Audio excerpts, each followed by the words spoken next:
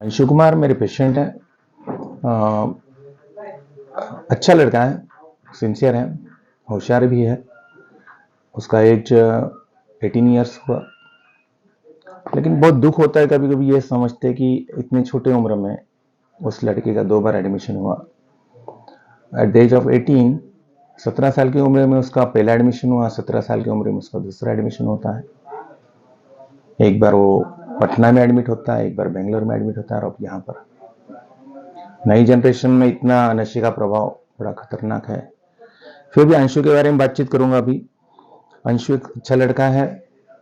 उसके कुछ psychological problems भी है, टू मच थिंकिंग वगैरह वगैरह। उसने बहुत सारी चीज़ें मुझसे शेयर करी है।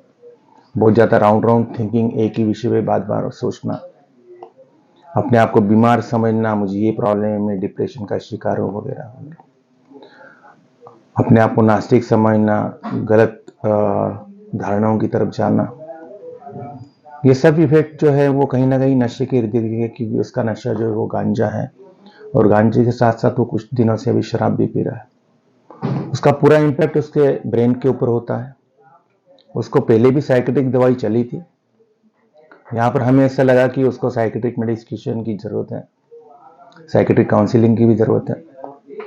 तो हमारे जो एक्सपर्ट डॉक्टर आते हैं यहाँ पे, उनसे उसकी काउंसलिंग भी करवाई, दवाई भी चलवाई है, चल रही है। आज यहाँ पर उसको 3 महीने हो चुके हैं। उसके अंदर बहुत सारी इंप्रूवमेंट है। क्लासेस में उसको सभी क्लासेस याद है, योगा भी करता है। और आज वो कहता है कि मेरे हाथ से बहुत सारी गलतियां हुई है। उसको रियलाइजेशन भी है कि जिंदगी में 2 बार मौका मिला था, 2 बार उस मौके को वो फायदा नहीं उठा सका।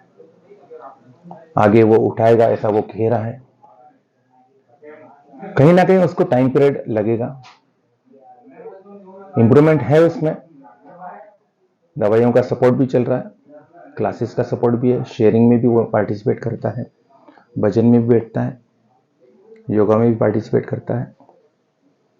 प्रोसेस में है, और आशा करते हैं कि आगे वो चल के इस प्रोसेस को और अच्छी तरह से फॉलो करेगा और अच्छी रिकवरी करेगा। और ये तीसरा एडमिशन भले ही हो उसका, लेकिन ये तीसरा एडमिशन उसका आखिरी एडमिशन हो, यही आशा करते हैं।